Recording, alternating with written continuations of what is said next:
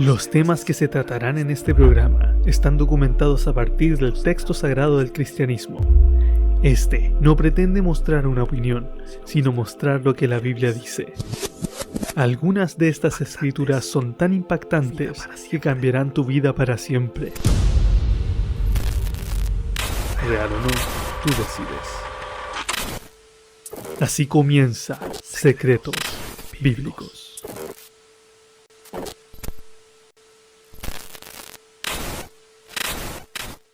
Muy bienvenidos sean amigos a Secretos Bíblicos, un capítulo más en este programa donde cada semana o cada capítulo estamos resolviendo algún misterio bíblico o alguna cosita ahí que arreglar.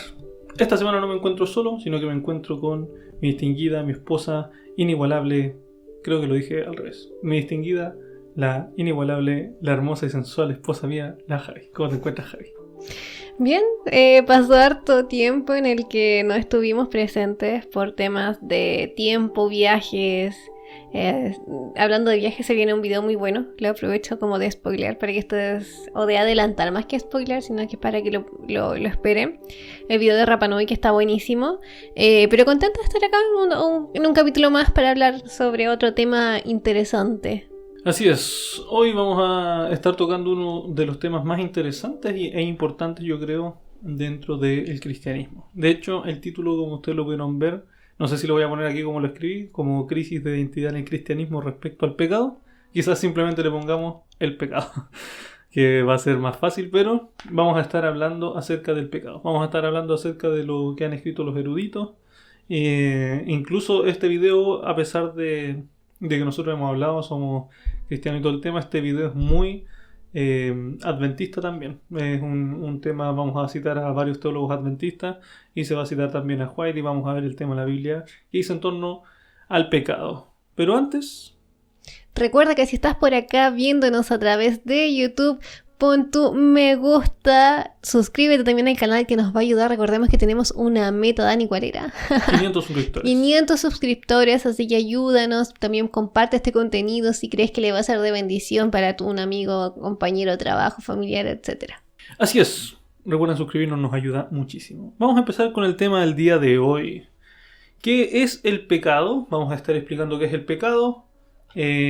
Cómo se origina todo este tema, quizás lo vamos a dar una pinceleada aquí en la tierra y que vamos a dar los conceptos básicos para que cada uno de ustedes ahí en su casa pueda entender qué es el pecado y así también tenga el concepto claro, porque hoy día está muy manoseado el concepto del pecado. Entonces vamos a estar hablando de eso, pero le voy a hacer la pregunta a la Javi. Javi, para ti, ¿qué es el pecado o qué era el pecado antes de que conversáramos? Mira, para mí el pecado siempre, independiente de antes que conversáramos un poquito más de este tema, es la transgresión de alguna norma o alguna ley, etcétera, ¿ya? Es lo mismo, por ejemplo, infringir quizás algunas normativas de la ley del tránsito o de la ley, por ejemplo, en general de tu país. Quizás también tiene mucho que ver con el tema de la ley moral, ¿ya? Entonces, para mí, básicamente, en el término cristianismo, el pecado es transcribir la ley, ¿cómo es? No es transcribir. Transgredir la ley de Dios. Así es. De hecho, la palabra en hebreo pecar viene de la palabra hatá o también de la palabra het, que es un verbo que se utiliza para cuando tú erras a un blanco. Tú cuando lanzas, por ejemplo, una flecha y no la chuntas al blanco, tú hiciste hatá, erraste al blanco. O también hay otra palabra que es peshá en hebreo, que peshá se traduce también como una transgresión, como bien decía aquí la Javi. Y en algunas palabras se traduce como katá, que katá también es pecado, que también es transgresión. Así que esas son todas las definiciones de pecado en la Biblia en el original. Vamos a leer algunas citas de algunos eruditos teólogos y vamos a estar analizando cada una de ellas y luego vamos a ver qué es lo que dice la Biblia en torno a esto. ¿Qué es el pecado? Tener la tentación en la mente es pecado. Muchos se han preguntado por mucho tiempo esto. Supplement to the Ministry en el año 1970 publicaron lo siguiente, y esto también se volvió a publicar en 2003 en la página 27. Obsérvense los resultados del pecado de Adán en los que nosotros nos concierne. Fuimos pecadores. Nacemos en un estado de culpabilidad inherente a partir de Adán. Heredamos la culpabilidad a partir de Adán, de forma que hasta incluso un bebé que muera un día después de haber nacido necesita un salvador, aunque el niño no haya cometido por él mismo un solo pecado. Fuerte declaración. Es fuerte. Fuertesísimo, porque en la cultura, al menos chilena, que está muy influenciada en la religión católica, los niños o los bebés de meses, inclusive recién nacidos, que fallecen, son angelitos, se van al cielo, siempre ellos dicen que son angelitos. Esa es como la cultura que hay acá en Chile. Entonces quizás esto es un poco disruptivo y transgresor, quizás para algún chileno, o no sé si quizás en algún otro país existe este mismo pensamiento, pero el tú decir, Dani, o esta persona, el decir que un bebé es un pecador, es como chocante, al menos culturalmente es chocante. De hecho, los católicos dicen que cuando el bebé no es bautizado se le llaman los niños moros si mueren. Los niños moros son como los duendes, ellos así le dan la explicación a los duendes los católicos, son los niños moros. Entonces si se bautizan, el niñito al nacer ya son angelitos. Pero sí es fuerte la declaración que aquí da la revista Ministry. Esta declaración me parece ser categórica. Básicamente, heredamos de forma biológica la culpabilidad. Eso lo dice ahí clarito. Yo no me puse palabras, lo pueden ir a buscar ustedes mismos. Otra palabra, la revista Ministry, por si acaso, es la revista oficial de la Iglesia Adventista en torno a posturas en algunas cosas. No significa que nosotros, por ejemplo, en la revista Ministry aparecen cosas que todavía están en debate. No son cosas doctrinales, no es una doctrina lo que aparece, sino que aparecen cosas debatibles todavía. Pero que es la postura oficial de la Iglesia hasta ese momento. Así que es como que no está votado todavía por la conferencia general, pero ya se da casi por sentado que es así. O la mayoría de las personas piensa que es así. Muy bien. Otra, en agosto de 1985, en la página 11. Esto lo escribe Roy Naden en la revista Ministry. Y se vuelve a publicar también en el 2003. Y también esto lo escribe el pastor, aparte de Roy Naden, también lo escribe el pastor Geoffrey Paxton en su libro The Chowking of Adventism. Así se llama el libro. Vamos a leer la cita, que aquí en la revista Ministry cita al pastor Geoffrey Paxton. Roy Naden estaba escribiendo esto por si acaso. La Biblia se opone a un nacimiento sin pecado. ¿Escucharon? La Biblia se opone a un nacimiento sin pecado para todo ser humano. Sin pecado. Afirmar que todos fueron constituidos pecadores por la transgresión de Adán, únicamente los dos Adanes entraron sin pecado al planeta Tierra. Todos los demás nacen pecadores. La totalidad de la raza humana nace en este terreno caracterizado por el distanciamiento con respecto a Dios. ¿Qué dice aquí? Todos nacemos siendo pecadores. Exactamente. Todos nacemos con esta enfermedad, que de hecho me gusta el término que ocupamos acá en Secretos Bíblicos, que es la enfermedad. Andamos, creo que los dos hoy día un poco medio complicados con el léxico. Sí, se nos traba la lengua.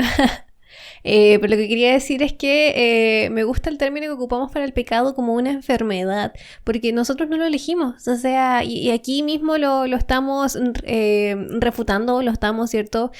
Volviendo a mencionar que nadie nace queriendo ser pecador, nadie nace queriéndose equivocar. Yo creo que nadie nace queriendo hacer el mal, entonces es un término que creo yo que está bastante correcto, al menos para como nosotros lo entendemos, como nosotros también lo mencionamos, pero tampoco esto nos quita responsabilidad, porque recordemos que cada enfermedad tiene un tratamiento asociado a esta enfermedad, entonces no es como, siento yo que esto quizás se podría dar como una excusa, no es que yo nací con esta tendencia, yo nací con el pecado, no puedo hacer nada. Sí se puede, y se puede hacer mucho. Como bien dice, está correcto lo que dice Jaime. Pero al parecer estas son las declaraciones oficiales de teólogos eruditos de la iglesia. Otra parte importante de que aquí dice que hay 2 Adanes. ¿Esto es bíblico? Sí, esto aparece en la Biblia, de que Jesús es el segundo Adán. Pero ¿a qué se refiere con el segundo Adán? Lo vamos a explicar más adelante después de leer algunas citas. Paciencia, paciencia. El doctor en teología Desmond Ford, en el libro La relación entre la encarnación y la justificación por la fe, esto fue expuesto en la conferencia general de Palmdale de la justificación por la fe. En la página 28 está esto: hay culpa en los malos deseos, aun cuando estos son resistidos por la voluntad. En otras palabras, somos culpables por tener tentaciones. O sea que si tú sientes malos deseos, sientes tentaciones, aunque te resistas, estás pecando, porque tenemos una naturaleza pecaminosa. ¿Eso es bíblico? Vamos a leer otra cita.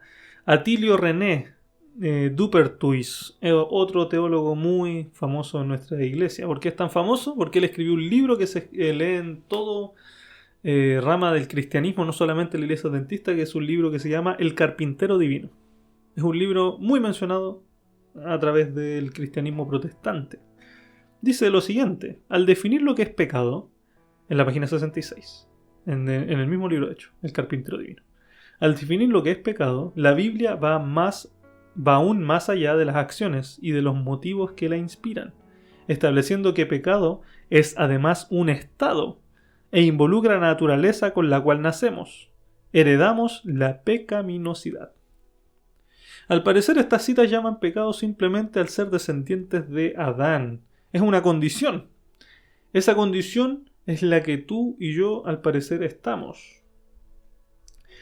Otra cita fuerte también. Dani, quizás antes que continúes, se me vino a la mente otra cita que yo leí en un libro de la escritora White, que dice que cada acto, cada hábito, que el estado de salud, por ejemplo, todo lo que la persona es antes que de concebir a un hijo va a afectar en la genética y en los hábitos y en todo el ser de tu hijo. Y eso me llama mucho la atención, quizás también extrapolarlo al tema del pecado, la tendencia pecaminosa. O sea,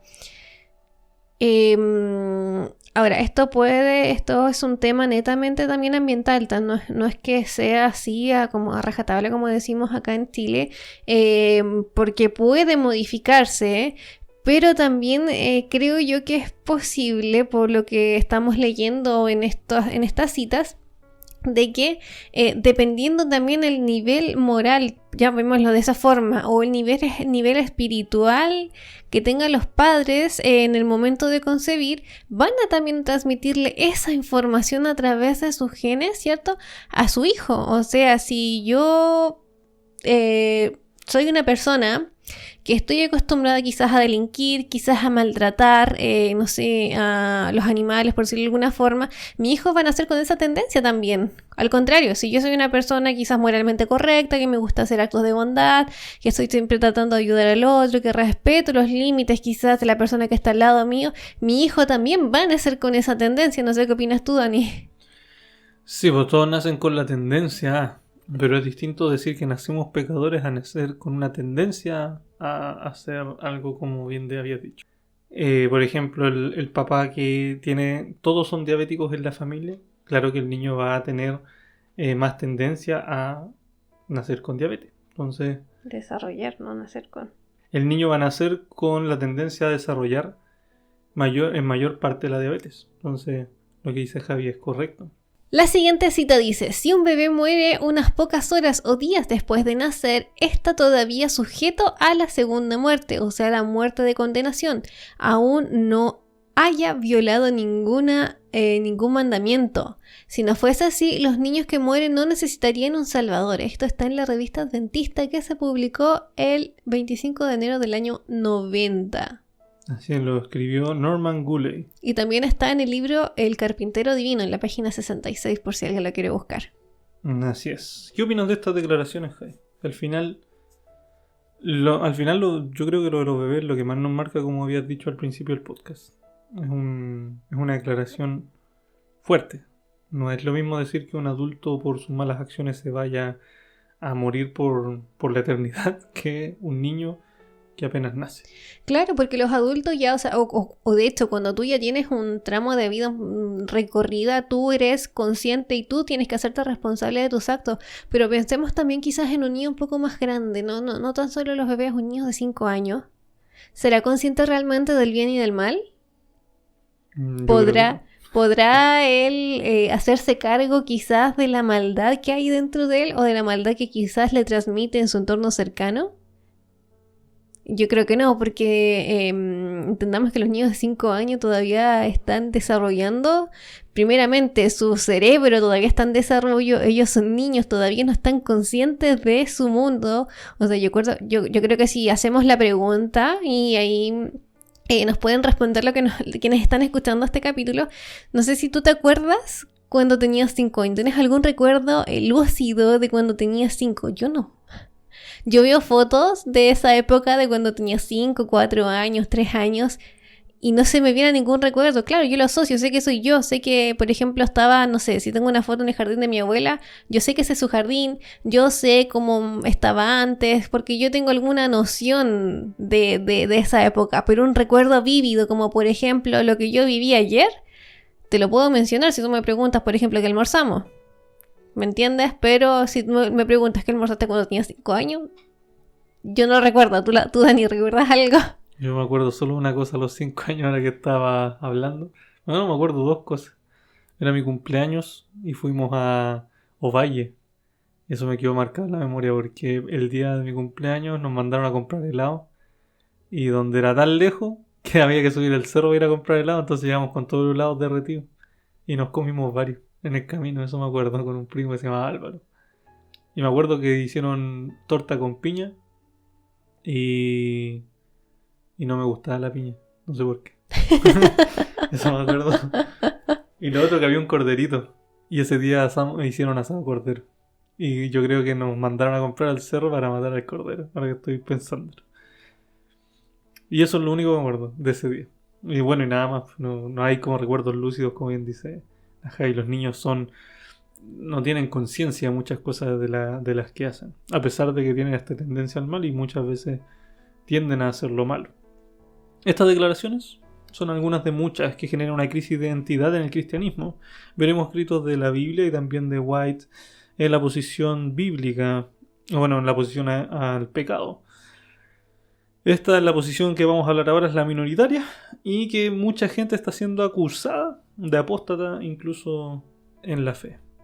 Nosotros, primero que nada, ninguno de los dos creo que somos apóstatas, pero vamos a leer las citas y cada uno saque sus propias conclusiones aquí en Secretos Bíblicos. ¿Qué dice White primero? Y luego nos vamos a la Biblia.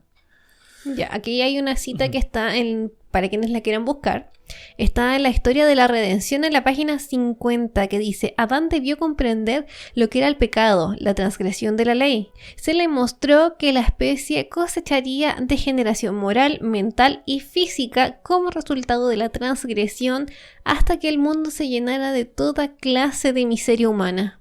Uh-huh.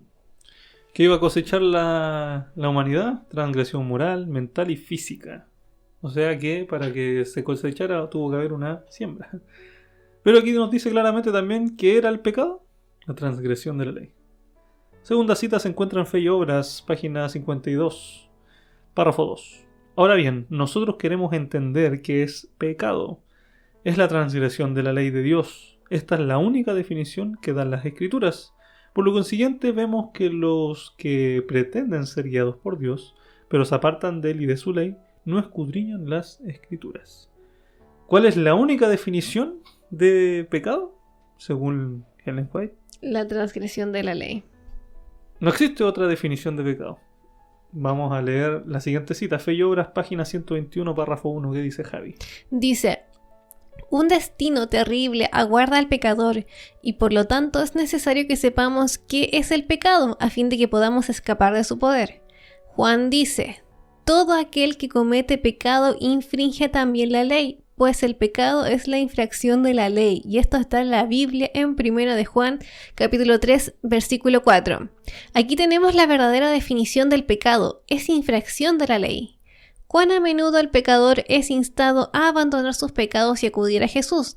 Pero el mensajero que debería conducirlo a Cristo, ¿le ha señalado claramente el camino? ¿Le ha señalado claramente el hecho de que el pecado es infracción de la ley y de que debe arrepentirse y dejar de quebrantar los mandamientos de Dios? Interesante. ¿Cómo uno descubre que es pecador si uno nace ya supuestamente pecador? Tenemos la ley moral. Recordemos que los 10 mandamientos, que es la ley que Dios le dio al pueblo de Israel, que también es atingente a nosotros, a todos los cristianos que claramente dicen ser cristianos y seguidores de Cristo, no es salvífica. Tú no te vas a salvar por guardar la ley. Pero es tu espejo, tú tienes que regirte en base a eso, porque es la ley de Dios. Dios nos dio esta ley no solamente por quizás encasillarnos en normativas y reglas, por restringirnos, sino que la verdad es que son cosas bastante simples si nos ponemos a pensar, que en la práctica muchas veces se vuelven complejas, más que nada por la cultura en la que vivimos, pero son normativas, son leyes, son quizás un cuadro que nos protege en realidad de quizás los accidentes, de la maldad del resto, quizás nos protege del mal, básicamente, nos protege de que nosotros le hagamos mal a otros y que otros nos hagan mal a nosotros. Yo creo que la ley es como, aparte de protegerte, es, ¿cómo decirlo? Te libera, cumplir la ley te libera. ¿Por qué? Porque al final, cuando tú cumples eso, no, como bien decía la Javi, no le haces daño a los demás. Tú vives tranquilo contigo mismo y con los demás. Entonces es un tema bien interesante. Aquí una anotación que hice yo mismo. El problema de pensar de que eres pecador y aún así te vas a salvar es que Cristo cubre todo tu pecado con un manto divino y no debes cambiar nada. Pero la Biblia nos dice claramente que hay que santificarse. Bueno, los mandamientos de Dios dice en el Mensajes Selectos tomo 1, página 320, párrafo 1. Los mandamientos de Dios son abarcantes y de gran amplitud. En unas pocas palabras despliegan todo el deber del hombre. Amarás al Señor tu Dios con todo tu corazón, con toda tu alma y con toda tu mente y con todas tus fuerzas. Amarás a tu prójimo como a ti mismo, como lo dice en Marcos 2, el 30 y el 31.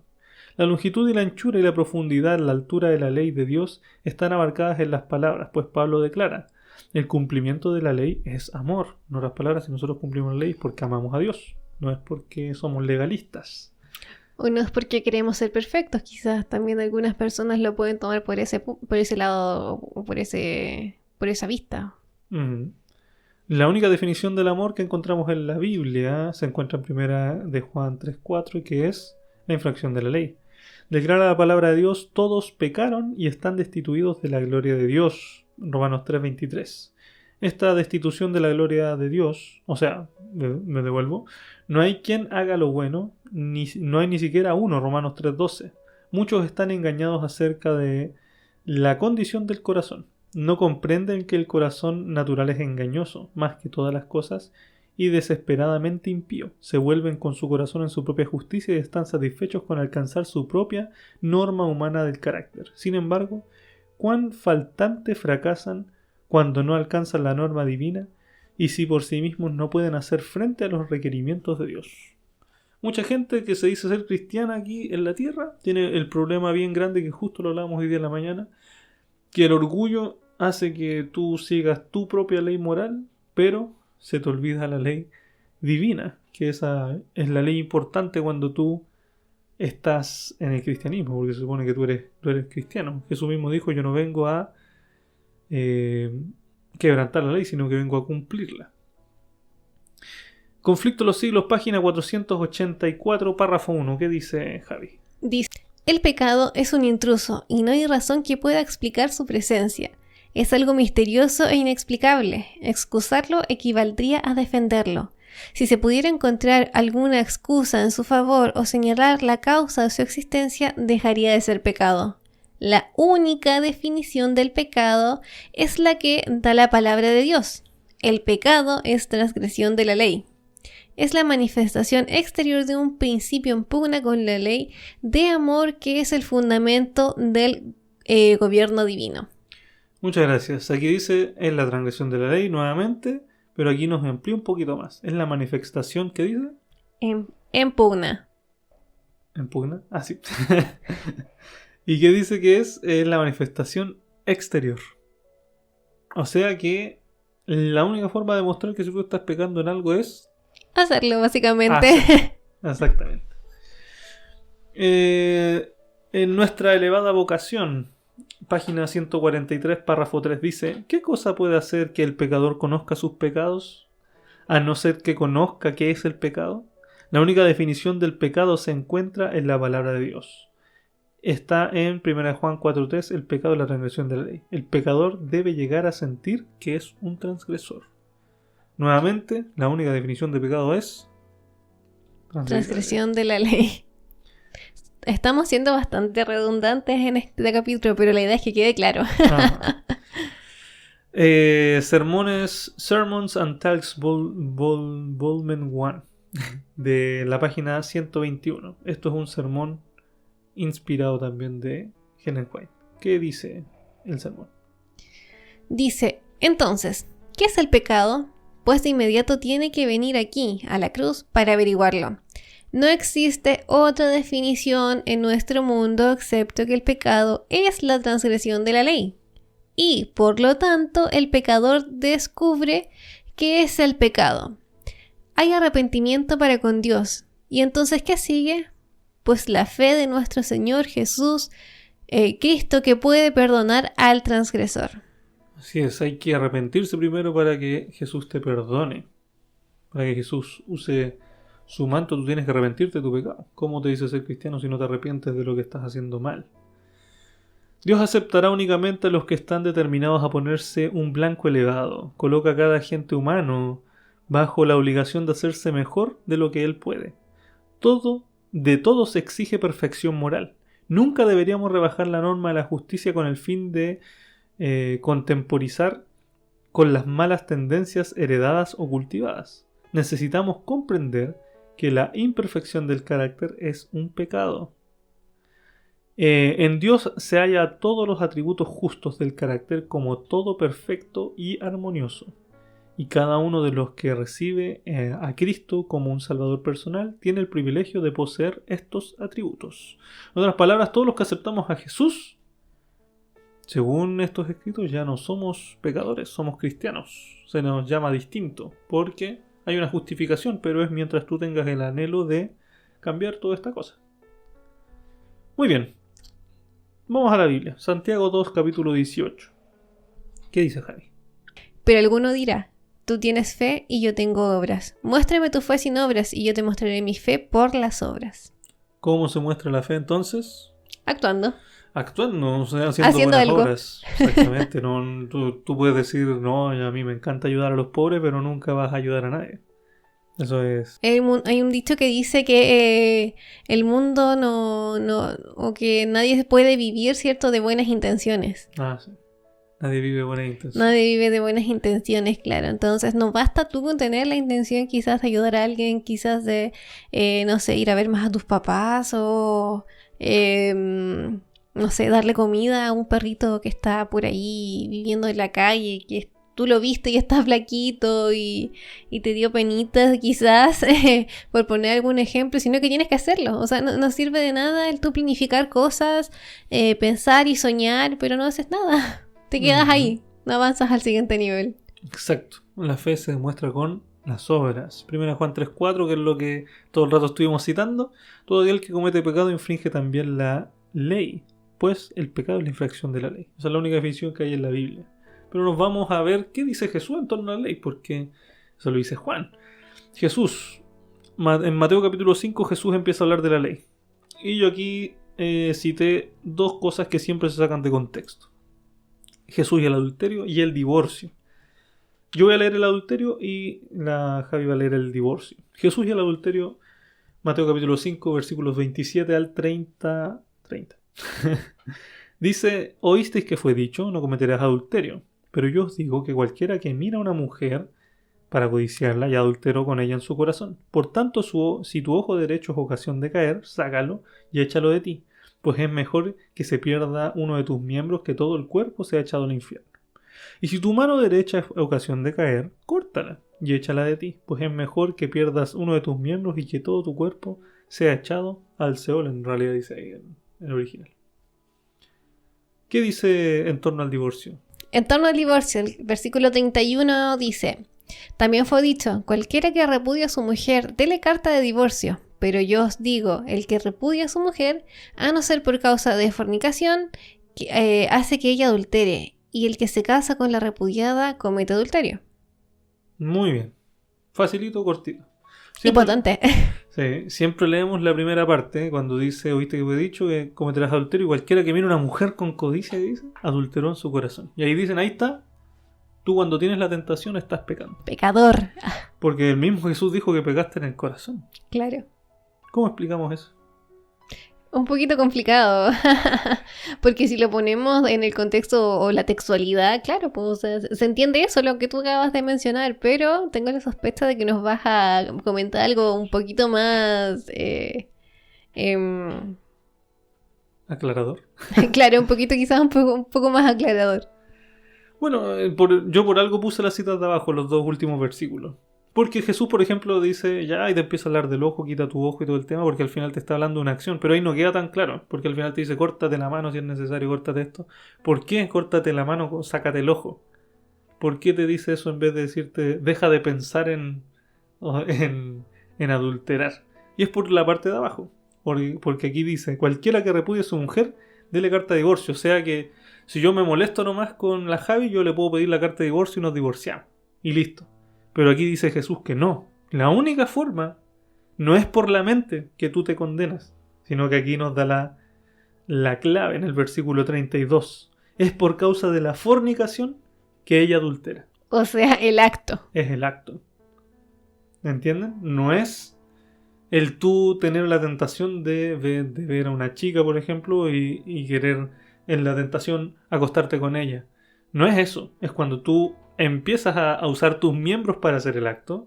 Por ejemplo, empiezas a planear, empiezas a tergiversar hasta que lo cometes. Y ahí dice que recién cuando tú haces la fornicación, recién es adulterio. Porque recuerden que el adulterio es engañar a tu mujer, engañar a tu esposa o a tu esposo. Eso es adulterar. Y fornicar es tener relaciones sexuales ilícitas con alguien que...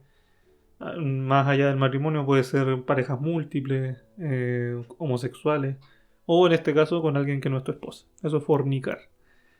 Entonces ahí recién se adultera.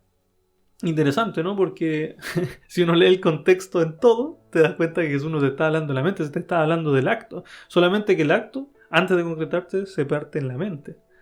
De hecho, siempre recuerdo un ejemplo que me daban mis papás. Decían que había que tener cuidado para las relaciones sexuales. Ellos decían, la relación sexual no parte al tiro tú desnudo con la otra persona. Tú partes con una caricia, con un abrazo, con un beso, y luego vas avanzando. No partes así porque sí, se parte de a poquito. Interesante, ¿no? Si se dan cuenta, el mismo Jesús afirma que este es el acto de cometer la transgresión de la ley. Él nunca va a ir en contra de lo que él mismo dice en la Biblia. No se puede ir en contra. Porque si no, ¿cómo creeríamos en Jesús? Si Jesús va en contra de lo que dice el mismo Juan, Juan es un falso profeta. Entonces todo el libro de Juan está malo. ¿Entienden? No podemos ir en contra de los principios bíblicos. Entonces por eso Jesús tiene que ir igual que los profetas. Él tiene que ir remando para el mismo lado. Entonces, transgresión de la ley es los actos. Eso es una transgresión. Solamente hay unos pocos mandamientos en la Biblia que son condenables y que son del corazón. Pero solamente, igual aún así son del corazón y todo. Tú tienes que hacer el acto para que se vea. Por ejemplo, mentir. El ser humano no puede saber si tú mientes o no. Pero Dios sí lo sabe. Pero tú sí estás actuando en la mentira. Cuando te preguntan algo y tú mientes, a pesar de que el otro no sabe que tú estás mintiendo, tú ya cometiste el acto de mentir. No solo lo pensaste, lo cometiste. Cuando tú codicias, generalmente tú también lo estás diciendo. Son cosas que son todas visibles. Solamente que los seres humanos no sabemos cuando el otro codicia, el otro miente, o el otro... no sé, guarda el sábado, qué sé yo. Algo así. Esas son cosas como que el Señor generalmente ve, el honrar al padre y a la madre. Generalmente nosotros no sabemos cómo son nuestros amigos con nuestros papás, como con sus papás. Es difícil ver eso, porque ellos pueden mostrarse de una forma ante ti, pero en su vida privada son distintos.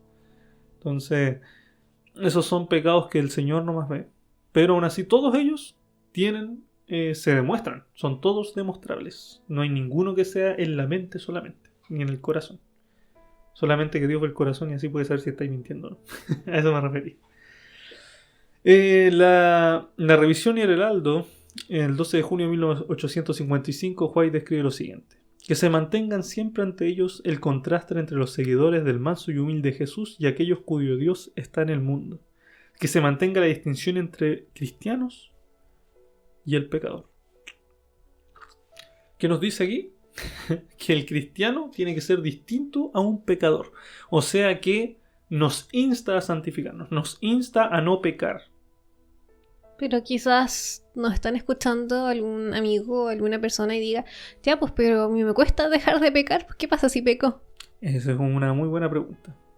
Lo que pasa es que cuando tú decides seguir a Cristo y tú decides no pecar más, no transgredir la ley más, no significa que de la noche a la mañana tú vas a no transgredirla. Mientras tú tengas el deseo y hagas todo lo posible por no transgredir la ley, tú eres un cristiano.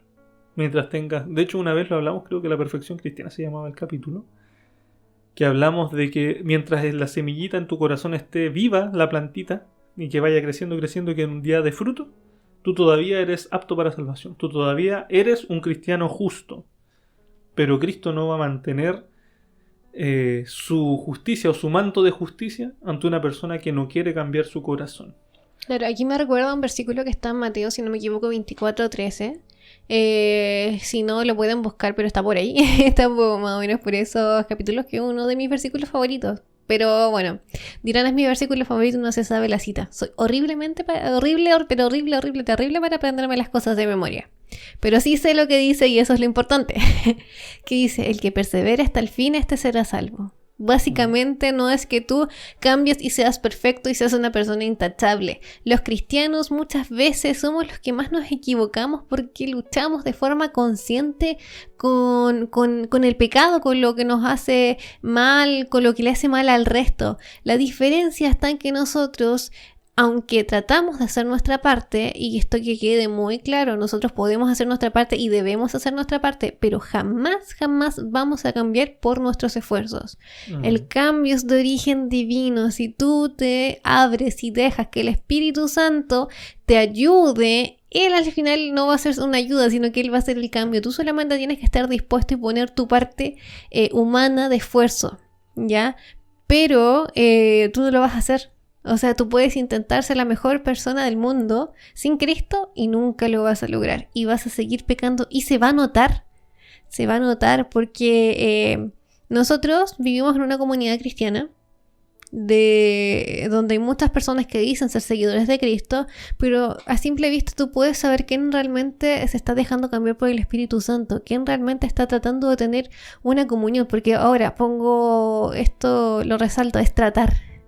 Porque también nuestra naturaleza humana nos aleja por causa del pecado, ¿cierto? Nos aleja de acercarnos o de tener una relación quizás un poco más íntima, más cercana. Sobre todo si tú tuviste alguna dificultad o algún tema con tus padres, va a ser más complicado aún.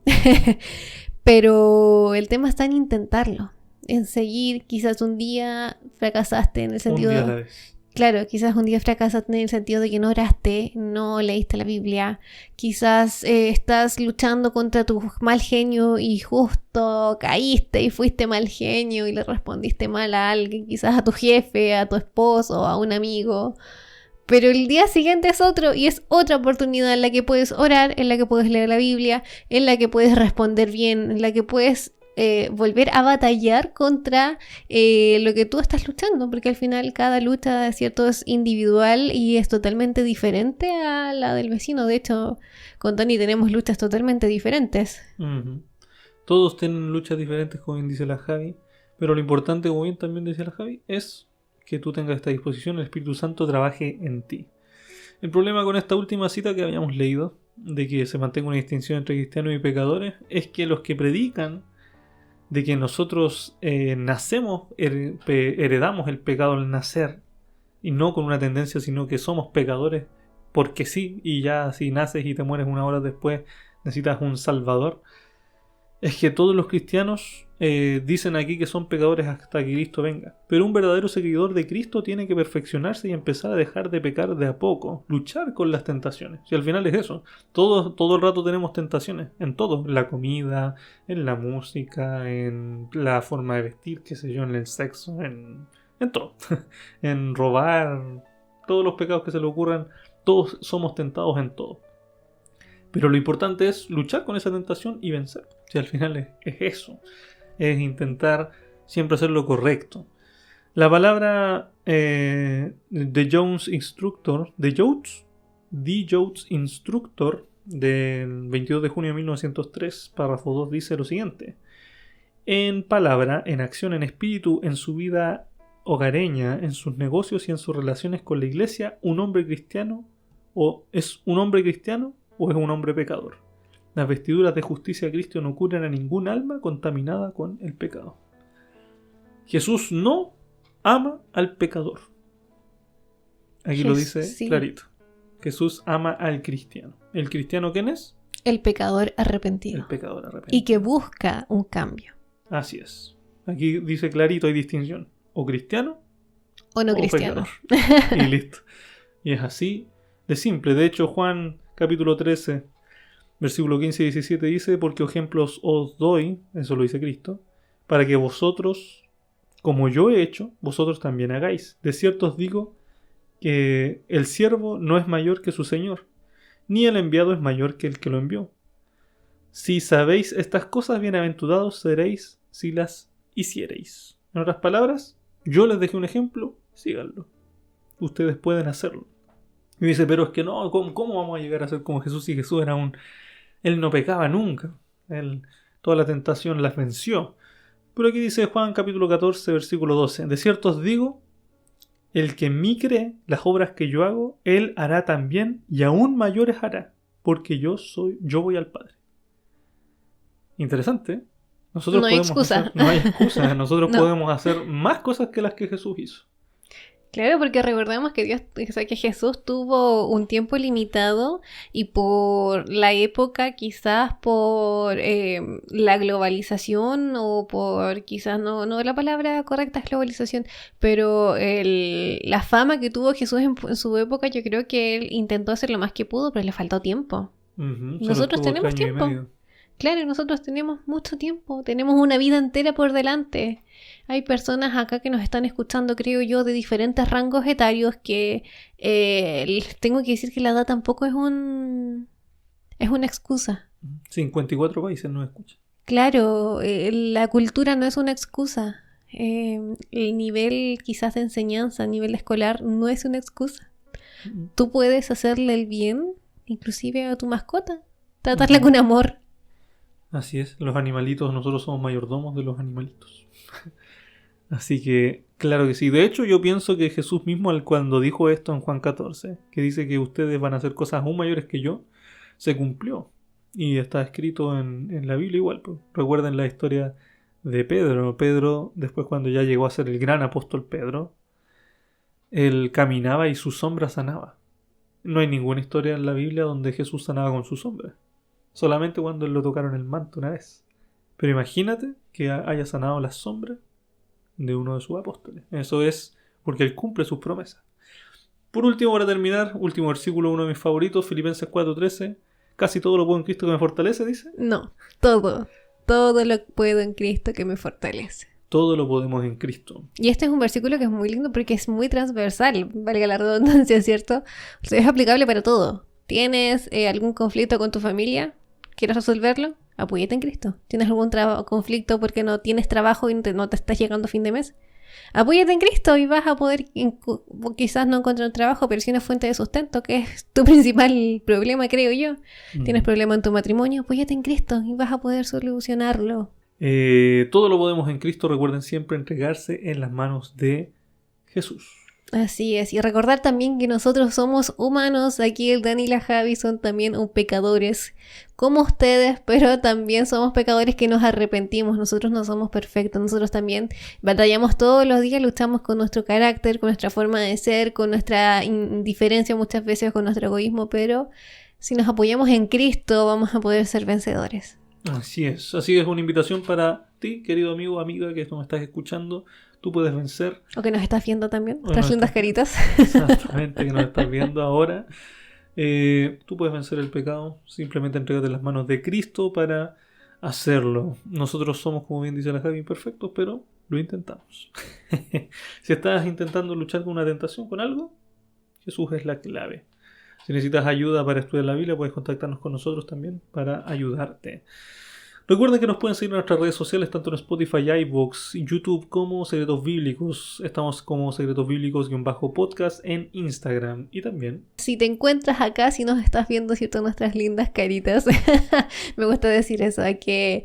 Yo siempre le decía a una compañera de trabajo, hay que echarse flores, porque si no te echas flores tú, no esperes que el resto lo haga. Así que hay que echarse flores cada uno. Pero si estás acá con nosotros en YouTube, recuerda dar un like, ¿cierto? Iba a decir comentario, pero no, es un like, ¿cierto? Un me gusta, dejar tu comentario también, suscribirte. Recordemos que estamos tratando de llegar a los 500 suscriptores, así que también comparte este contenido con algún amigo, conocido, vecino, compañero de trabajo, etcétera, con quien tú creas que este contenido le va a servir y también va a ser de bendición para su vida. Así es, vamos a estar hablando unos temas también. Pronto se vienen aquí al canal, aparte obviamente el de Rapa Nui, el viaje documental Rapa Nui se viene, por si acaso, se va a estar bueno, así que no se lo pierdan. Pero vamos a estar hablando aparte de Apocalipsis, porque igual lo vamos a estar tocando esos temas, pero creo que es más necesario tocar estos temas de crisis de identidad cristiana para que cada uno de nosotros tenga una buena base. Pienso que son necesarios. Y me estuvieron preguntando también por Instagram acerca de la sexualidad, ¿qué opinamos nosotros de la sexualidad? Creo que también es necesario hacer un video. Generalmente nunca se habla de eso y no sé por qué. Nunca hablamos de eso. Claro, pero se viene capítulo. Se También, viene capítulo de eso. En abril ya tenemos un invitado confirmado para hablar de Identidad de género. identidad de género y familia. Así que vamos a estar hablando de esos temas que son medio funables, pero eso es lo que dice la Biblia. Así que eso, gente, muchas gracias por estar con nosotros un capítulo más aquí en Secretos Bíblicos. Nos vemos en el próximo capítulo. Cualquiera que sea, el día que sea, en el momento que sea. Deseamos a todos buenas noches.